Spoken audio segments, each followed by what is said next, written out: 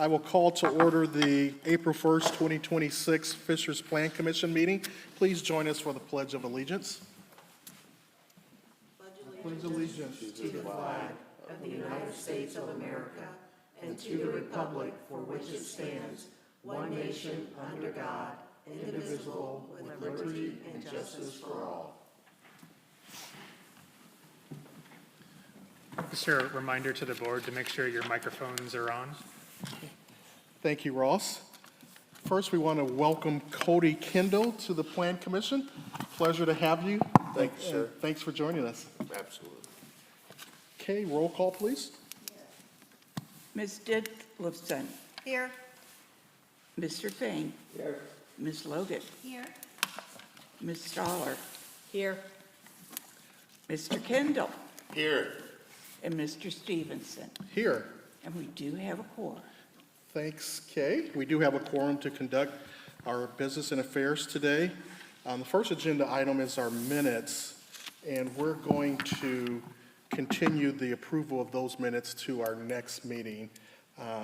With Cody not being a part of the board last month, he can't vote on these, so we won't have a quorum. So we will continue that to next month. Our next agenda item, the first one, IKEA PUD text amendment has been withdrawn, so that's not on our agenda. The next matter is case number RZ-26-3, ICC Floors Plus, a consideration of a rezone request of 6.17 acres, C3 to I1 with conditions for an existing 62,105 square feet building at the common address of 9810 Kearney Drive, and we have Ross Hillary here for the staff to present. Thank you, President. For the record, Ross Hillary, City of Fishers, Community and Economic Development. As stated, this is rezone RZ-26-3, which is ICC Floors Plus. ICC Holdings, doing business as ICC Floor Plus, has considered and submitted a rezone to rezone 6.17 acres from C3 to I1 with conditions for the existing 62,000 square foot building, commonly known as the Kittles Building. ICC Floor Plus plans to use the building as a stone and quartz gallery and fabrication center for countertops and fireplaces for both residential and commercial customers.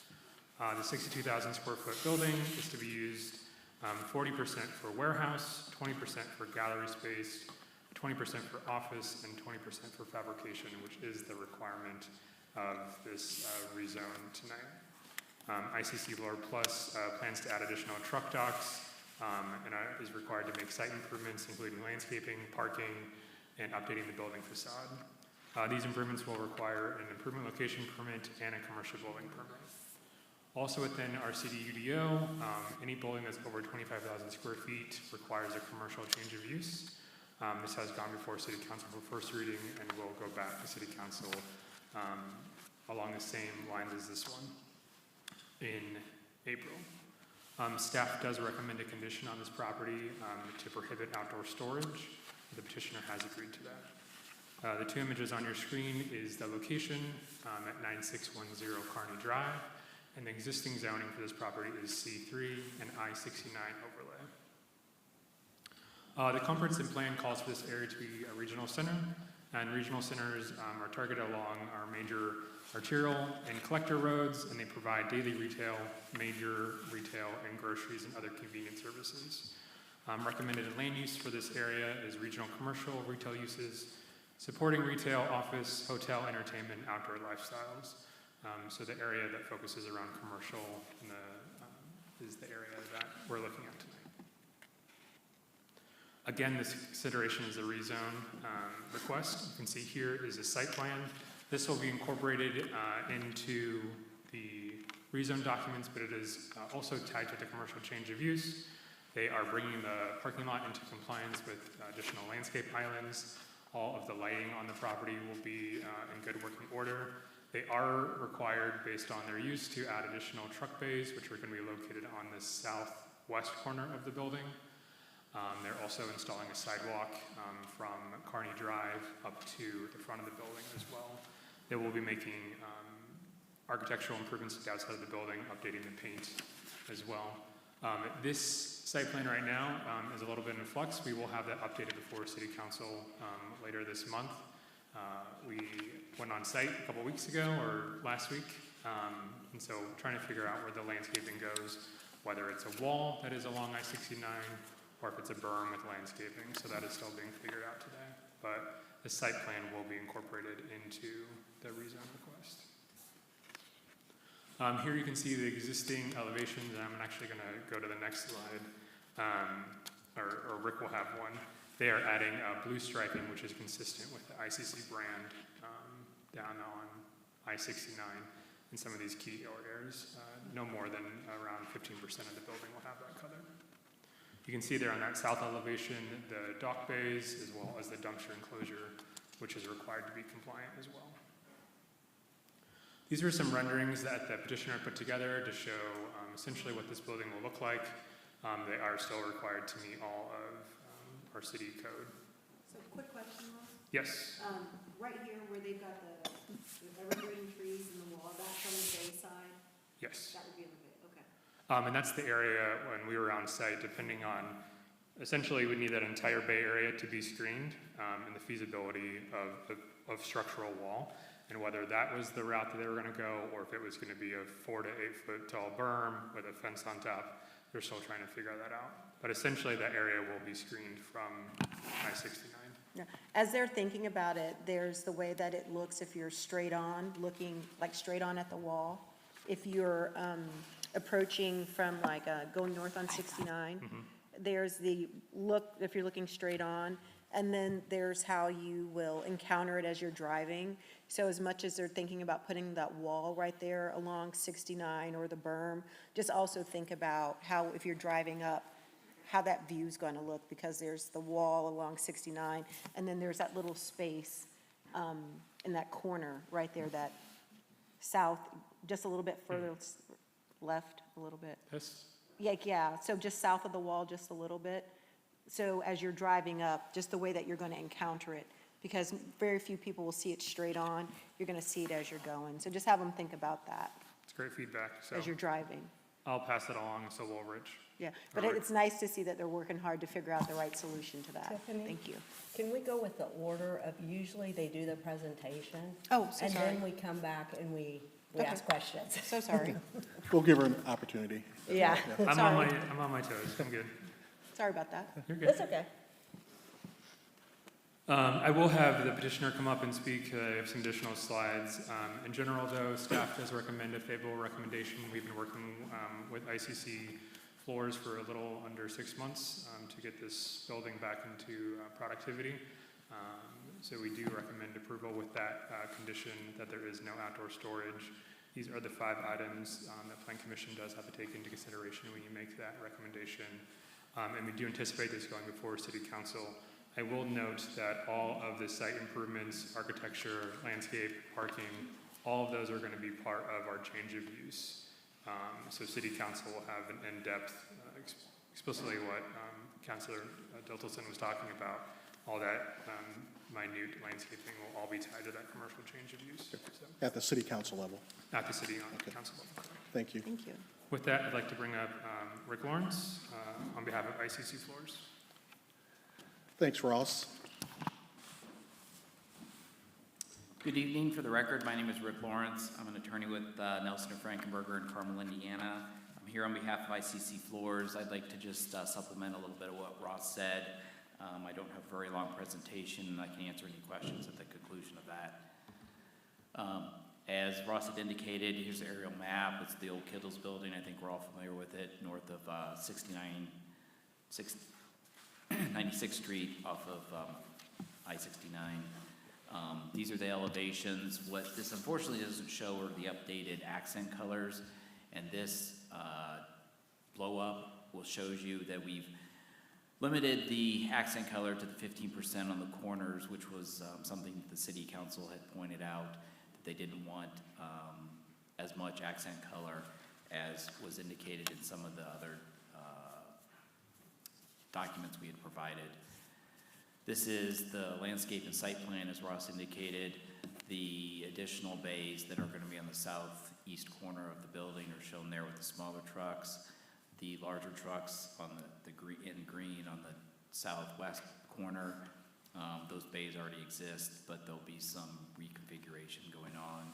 I did want to point out that there is going to be a customer loading bay on the north east corner of the building. You can see it where the magenta car tracks go up to. That's going to be for customer pickup or delivery, and it will also be used for getting product in on that side of the building for displays that they'll be using. So while ICC Floors anticipates using it, it's mainly for customer pickup and delivery items. This is their existing facility on the other side of I-69. That's where the color scheme comes from.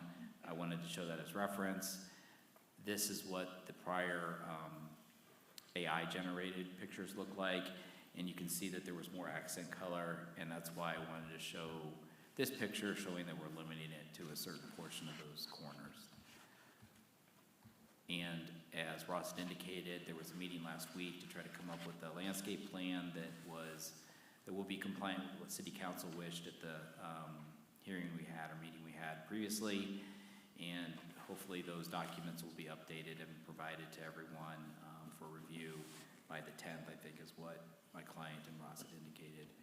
Again, just showing kind of the brand coloring and the anticipated landscape upgrade.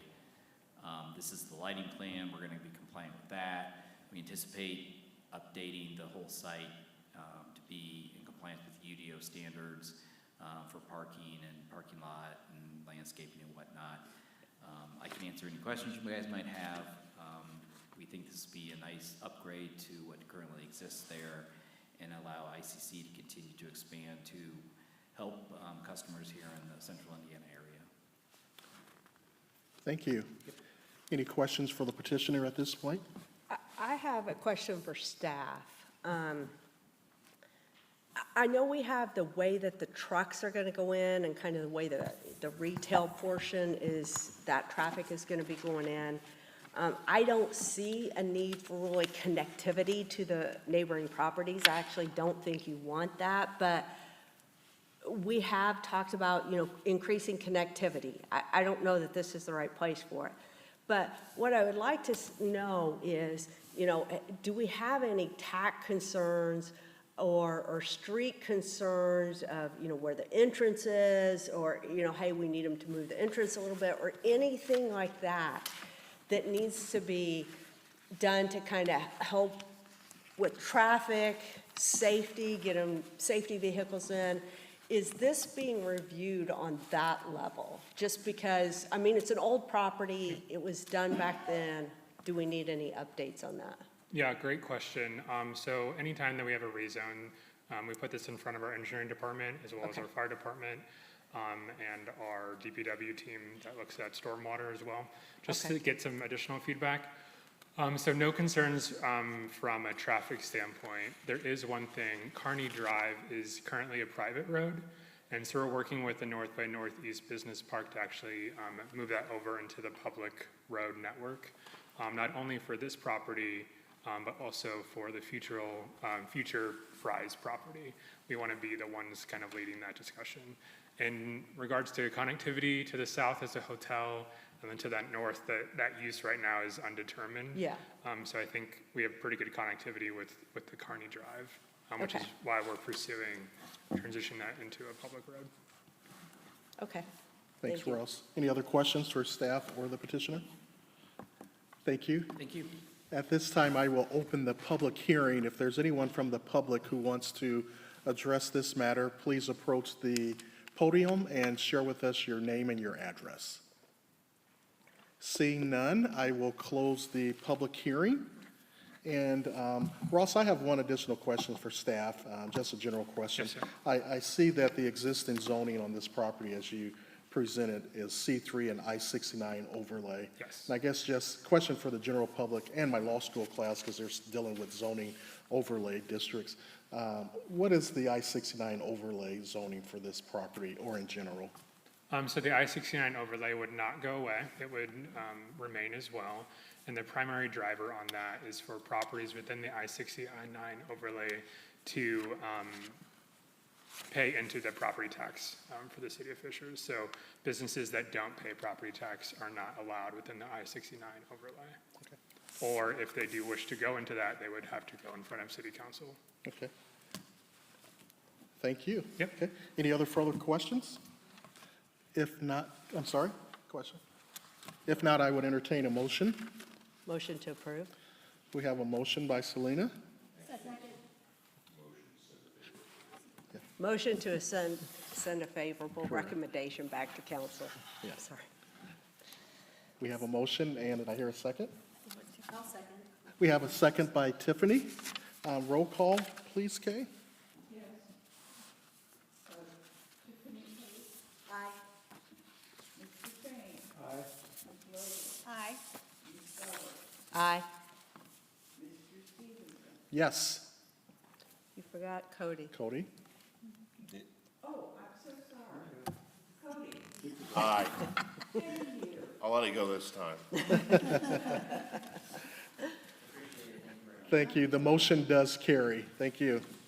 The next agenda item is case TA-26-3, a UDO update, consideration of a text amendment to the Unified Development Ordinance to Chapter 3, Zoning Districts, Chapter 5, Use Regulations, Chapter 6, Development Standards, and Chapter 12, Definitions. And we once again have Ross Hillary to present on behalf of the... Thank you, Ross Hillary, Community and Economic Development, for the record. As mentioned, TA 26-3, this is what I anticipate moving forward, the first of 2 UDO updates that we'll do annually. We do have 2 tonight, so we're going to kind of group those together. But staff looks at stuff that we've seen over the past year, whether it's BZA cases, PUD committee items, things that are brought forward on development projects, and then evaluate those and update our code accordingly. So this is a summarized version in the staff report, and along the ordinance attachments is the 17 pages of redline document, but I've summarized it here for you tonight. So in Chapter 3, our zoning districts, we are defining what a PUDC, PUDN, and PUDR is. Staff knew what those were, but want to make sure the public does as well. There was minimum project size and parent track requirements in a PUD as part of the procedure that we are removing to be consistent with what we've done over the past decade of PUDs. Chapter 5, which is our use table, BZA has seen now 2 columbariums, which are above ground final resting places, and so we needed to add that definition in because currently it was under our cemetery section, and when we were noticing for cemeteries, residents got a little concerned, so we wanted to bring some clarity to that. Updating some titles for consistency, and again, adding that crematorium and funeral homes, updating that as well. Updating columbarium as a civic use based on those 2 variance cases that we've had. Under personal services, we are updating the personal service definitions for consistency. In the self-storage section, we are limiting the square footage of an office space. So self-storage essentially is self-storage. We wanted to make sure that that area stays what that use was intended for and limit the amount of office space that could be seen within a self-storage development. Temporary uses, a lot of these are coming now that code enforcement is under community and economic development, looking at what some of those are. So a sunset and inactive construction trailers. So we have a construction project that's going on and it has stalled. Some of those temporary uses like a construction trailer would have to be removed, as well as providing residents with the opportunity to make improvements on their home. We've seen a lot of dumpsters. HOAs don't want them, but they are required if you're going to remodel your house. We don't allow them in the right-of-way, so they do have to go in the driveway. So allowing some clarity and not requiring a permit right-of-way for a dumpster is updated that as well. Heading into Chapter 6, that's our architecture design standards. Based on some PUD committee, we are increasing modulation, and well as requiring our water table, which is 2 feet in height. updating some language around the elevation along with roof standards, and then language around parapet walls as well. And then one material removing from the design standards was the allowance of CMU or split-face concrete masonry. Staff does not believe that as a quality building material, so that is no longer an allowed building material. Lighting standards, we've seen this more and more frequently as we've developed as a community. Uses that are allowed by right adjacent, but sometimes require additional lighting. For instance, a place of worship next to a residential neighborhood, those are both allowed. We want them to be next to each other. A place of worship would need to have a parking lot with lights.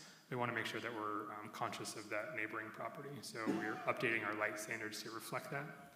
Also allowing seasonal lighting of religious symbols. Staff has been requested that for multiple years. Going back to code enforcement, updating some language around utility trailers and watercraft, as well as allowing in the language around that and single-family and multifamily developments. I'll talk about this in the next section as well, but defining and adding items around what we're calling recyclable material storage. We've seen a lot of our business friends, they have to have things such as pallets and grease containers and outdoor material storage, where we'd like to have some rules and regulations regarding to those. So still very business friendly, but make sure we have an understanding on when those things will be picked up and when they're maintained. A couple items to our signage standards, the prohibiting of neon on building signs, updating an image for our banner sign, and then some language around construction signage as well as safety signage.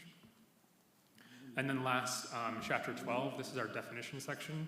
So staff requires and really requests to have definitions of all this stuff. So not only a petitioner or a resident, but staff, we have a common language that we use. If we don't have it defined, we do go to the dictionary, so there is always that backup, but local municipalities may have a very specific definition. So we're updating architectural features, an extended stay hotel, and then there's that list of additional items that are being added to the UDO. Crematorium, columbarium, fenestration, funeral home, a flex building, spandrel glass, self-storage, tattoo parlors, watercraft, and utility trailer. Happy to answer any questions on all of that. Fantastic. 5.5, about the self-storage. Were you starting to see people using self-storage space for office space? Were you starting to see a change there? I do feel like the language could say office/retail space, so maybe we'll update that before city council. I'll talk with Ross about that. But we had someone ask, like a U-Haul storage facility may have like a place where they sell their boxes and stuff. So we have had that question asked, of how big can that space be? And there was nothing in the code, so this will solidify that. And the language simply has the self-service storage office area shall not exceed 1,000 square feet. So it's still allowed there, but there's no language about how much of a self-storage could 50% of that be office space, and now we're changing that use. But Okay. Oh, and I think I took that to mean that people were trying to run operations out of their self-storage. no, that is Okay. not permitted. Fantastic. So it'd be whoever is managing that, how much space that they would have for, Okay, for perfect. office use. Thank you. If that was the case, that would be low overhead and a great return on your investment by doing that. So you laugh, but in Georgia, my daughter bought some furniture from a guy who was running a retail operation. Outside of theirs? Out of a storage space. So it is definitely something that people are doing, so. Maybe we need to update that language also. Okay. Any other questions for staff? Thanks, Ross. I know this is an annual update, but this seems quite comprehensive today with the amendments. So thanks for your thoroughness. At this time, I will open the public hearing. If there's anyone from the public who wants to address this UDO update, please approach the podium and share your name and address with us. Seeing none, I will close the public hearing. If there's not any further questions for staff, I would entertain a motion. Is it a motion to approve or recommendation? Recommendation. I'll motion to send a favorable recommendation to city council. We have a motion by Kim and a second by Rich. Roll call, Kay, please. Yes. Mr. Payne, Yes. Ms. Logan, Yes. Ms. Stoller, Yes. Mr. Kendall, Yes. and Mr. Stevenson. Yes. Thank you. The motion does carry. Thanks, Ross. The next item is case number TA-26-4. It's an additional UDO update, a consideration of a text amendment to the Unified Development Ordinance to Chapter 2 Administration, Chapter 11 for Enforcement and Penalties, and Chapter 12 for definitions.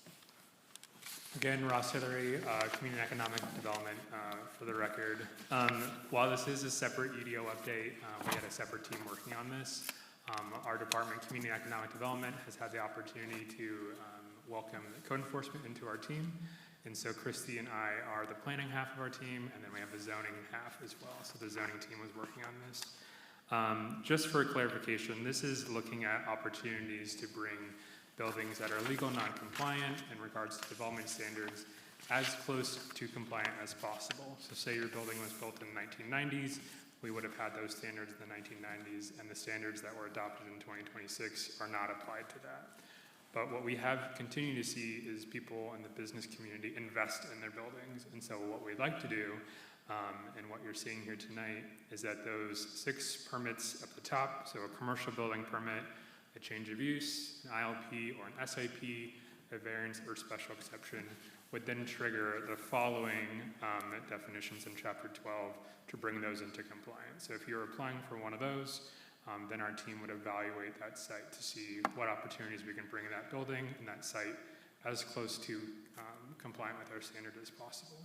So working with our legal team, we've looked at mechanical and utility equipment, trash receptacles, otherwise known as dumpster enclosures, exterior lighting, landscape, and wall and fence standards. Those are all standards that our team, as well as our legal team, believe are applicable and should be brought into compliance when and if any of those permits at the top are brought forward. So that is essentially what this is, opportunities to bring non-compliant buildings into compliance. Happy to answer any questions. Thanks, Ross. Any questions for staff? I have a question here. Yes. So we're trying to bring these, we've upped our standards. We're trying to get the businesses to bring the buildings up to our new standards. How do we think this is going to affect those businesses and our relationship with them? I mean, has there been, typically in the past when we're doing things like this, we reach out with an education. Hey, how can we help you? We want to educate you. We want you to come up to standards. How is that process being done? Yeah, that's great. One of the things that we plan on working with is our small business group that is led by Reed. He's part of our team as well, under Megan Baumgartner. We have a small business luncheon that Mayor Fadness puts on. Again, those are businesses that are already engaged in the community, so we're probably preaching to the choir there. We do plan on working with our PR team rolling this out.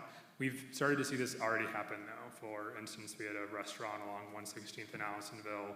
They remodeled, and so our team made the efforts to bring that up to compliance as much as possible. And so it was a lot of communication up front. They said, hey, we'd like to do a remodel. And we say, that's great. Here's everything that we're going to require as the city. And we've also allowed for some additional flexibility. One of those items was mechanical screening. They had a lead time of 9 months. Well, we don't want the restaurant to not be open. So we provided them with a C of O, and we came back, 6 months later and approved that. So allowing flexibility for these business owners, as well as communication, is key. So.